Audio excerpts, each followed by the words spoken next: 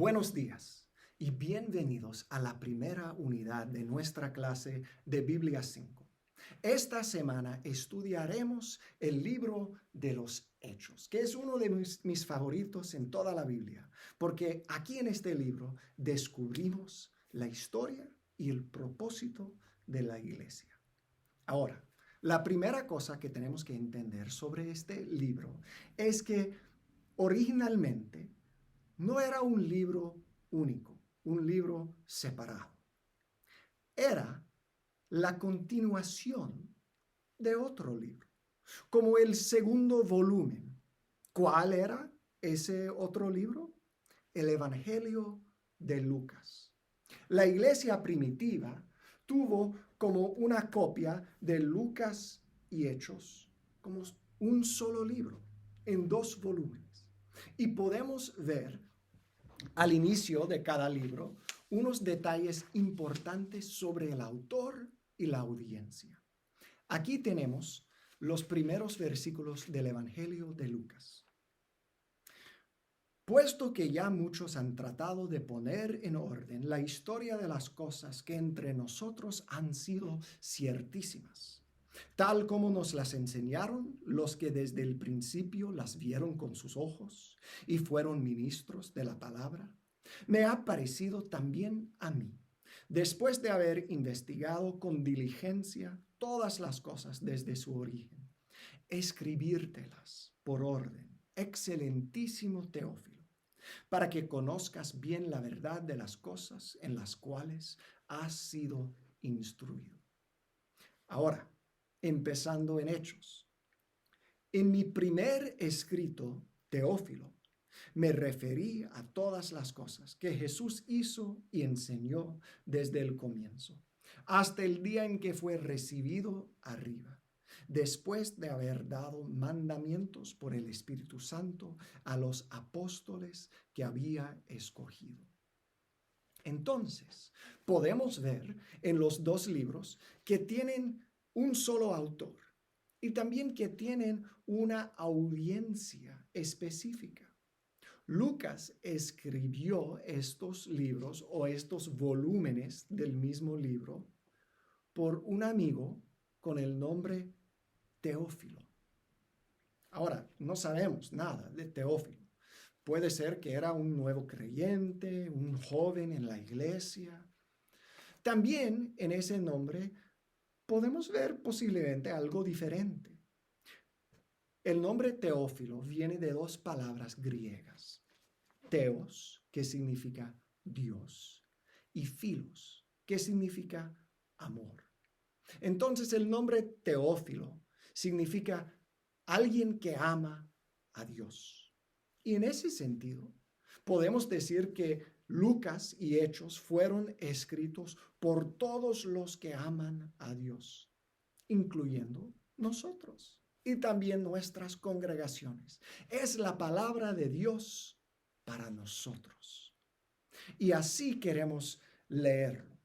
Ahora, en el libro de Hechos, como continuación del libro de Lucas, también vamos a ver un ministerio que es la continuación del ministerio que hemos visto ya en el Evangelio de Lucas.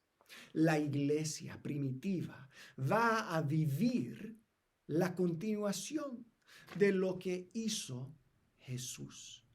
Entonces vamos a ver en todo este libro milagros, enseñanza poderosa, predicación, gente viviendo vidas de fe como continuación, dando seguimiento a lo que hizo Jesús. Eso es el propósito de este libro, mostrar eso. Y eso también es el propósito de la iglesia, continuar el ministerio de Jesús. Y eso es lo que dice Jesús mismo en el libro.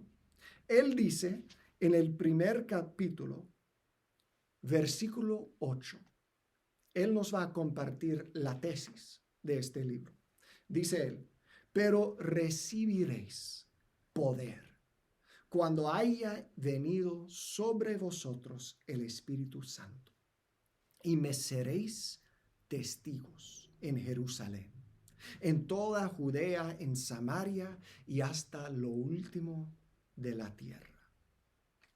Esa es la tesis de este libro, que bajo la influencia, con todo el poder del Espíritu Santo, los apóstoles van a llevar las buenas nuevas, van a ser testigos, alcanzando a gente en 3 zonas diferentes. Pero antes de pensar en esas zonas, tenemos que empezar siempre con la presencia y el poder del Espíritu Santo. Otra vez estamos viendo la continuación de algo que ya hemos visto. En Lucas, el ministerio de Jesús empieza con la llegada del Espíritu Santo sobre él en el momento de su bautismo.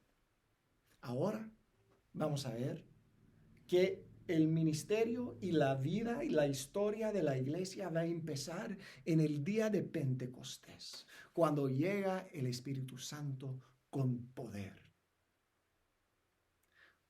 Con esa presencia y ese poder del Espíritu, los discípulos, ya que son apóstoles también, van a llevar las buenas nuevas a Jerusalén en los capítulos 2 a 7, a Judea y Samaria en los capítulos 8 a 12 y hasta lo último del mundo en los capítulos 13 a 28. Ahora, dije que los discípulos ahora ya son apóstoles también. ¿Qué significa eso? Pues discípulos son estudiantes, están aprendiendo de un maestro. Pero apóstoles, esa palabra en griego significa gente enviada por un propósito.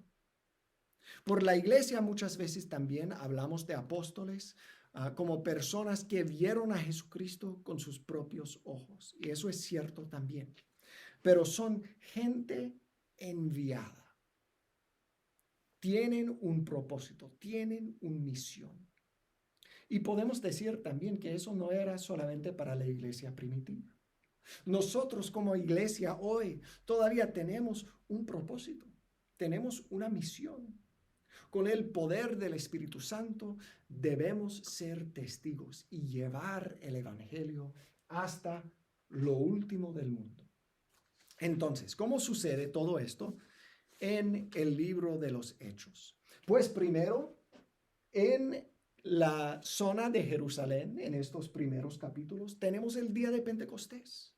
Reciben el Espíritu Santo y Pedro empieza a predicar y toda la multitud en Jerusalén pueden escuchar su prédica en su propio idioma. Es un milagro allá y muchos se convierten y hay un tiempo aquí feliz, pero en el capítulo 7 tenemos la muerte de Esteban.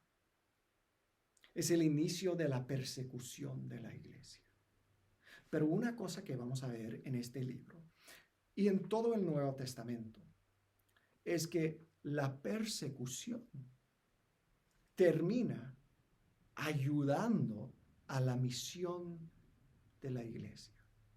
Eso no quiere decir que Dios está mandando la persecución. Quiere decir que Dios usa hasta la persecución para cumplir la misión. Cuando empieza la persecución en Jerusalén, muchos de los creyentes se mueven a otras partes y ahora están compartiendo el evangelio en Judea y en Samaria. Y vemos en estos capítulos la historia de Felipe compartiendo las buenas nuevas con un eunuco.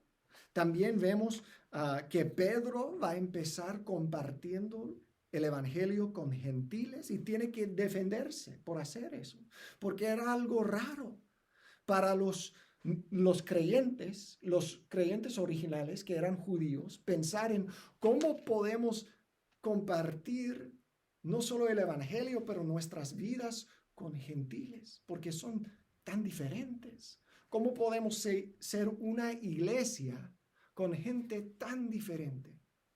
Pero podemos ver en la tesis de Hechos que la iglesia va a crecer no solo en número, pero en diversidad. Y es una pregunta para la iglesia en estos momentos, pero también hoy en día. ¿Cómo podemos alcanzar a gente diversa? ¿Qué es lo que tenemos que mantener de nuestras tradiciones? ¿Qué es lo que podemos cambiar para ser una iglesia unida con gente diversa? Siempre ha sido una conversación difícil para la iglesia, entender todo esto. Pero vamos a ver cómo la iglesia primitiva trató de hacerlo fielmente. Ahora, tenemos durante este tiempo la conversión de Pablo también. Los dos personajes principales entre los seres humanos en los hechos son Pedro y Pablo. Muchas veces teólogos hablan de este libro como los hechos de Pedro y Pablo o los hechos de los apóstoles.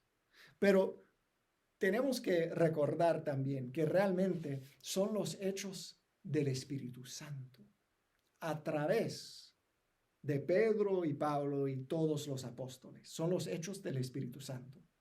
Pero Pablo va a venir y va a dar seguimiento a lo que empezó Felipe y Pedro y va a estar llevando el evangelio a otros gentiles. Y la parte gentil de la iglesia va a crecer tan rápidamente que en Hechos 15 vamos a tener una conversación, un argumento realmente grande en Jerusalén, llamado el Concilio de Jerusalén. Y van a decir, mira, ¿qué es lo que vamos a hacer con todos estos gentiles? Tienen que convertirse no solo al cristianismo, pero también a ser judíos también. Tienen que aceptar todas las tradiciones de los judíos o no. ¿Qué es lo que necesitan recibir de nuestras tradiciones para ser creyentes fieles? Y vas a ver en capítulo 15 la decisión que tuvieron allá en el concilio de Jerusalén. Después de ese concilio, Pablo ahora tiene la bendición para llevar el evangelio hasta lo último del mundo. Y eso es lo que vamos a ver.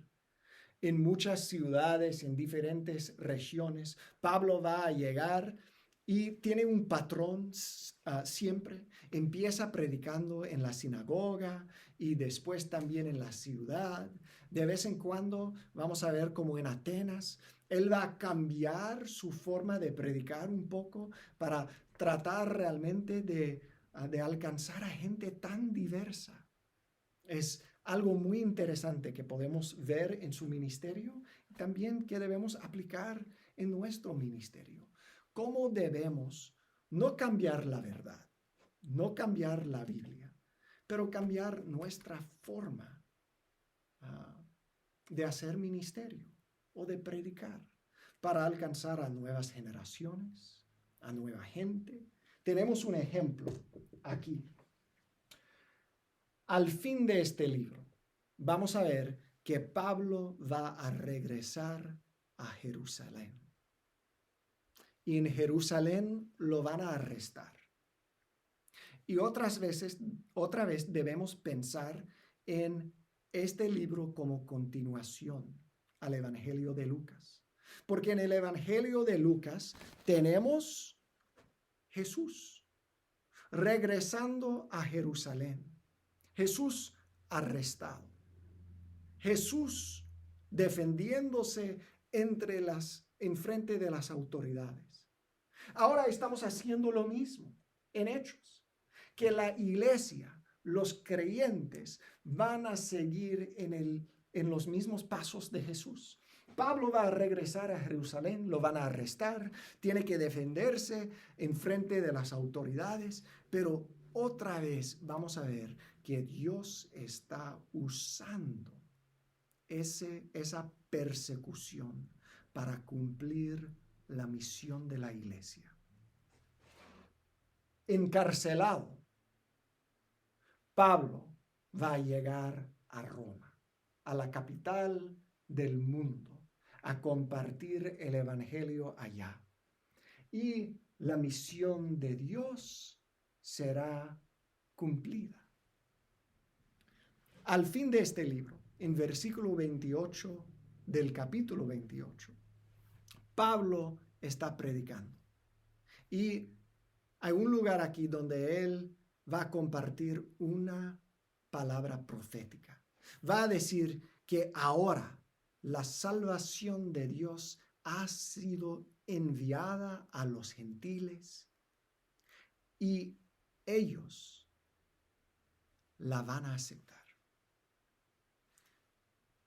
Debemos entender que todavía estamos viviendo la historia de este libro. Nosotros somos los gentiles que han aceptado la salvación, el evangelio. Nosotros estamos en lo último del mundo, pero también estamos compartiendo el evangelio en lo último del mundo. Todavía estamos viviendo esta misión que Jesús dio a la iglesia en sus primeros días. Buena suerte con toda la lectura, con la tarea esta semana. Y ojalá también, es lo que espero, que ustedes reciban una bendición leyendo y estudiando la palabra de Dios. Amén.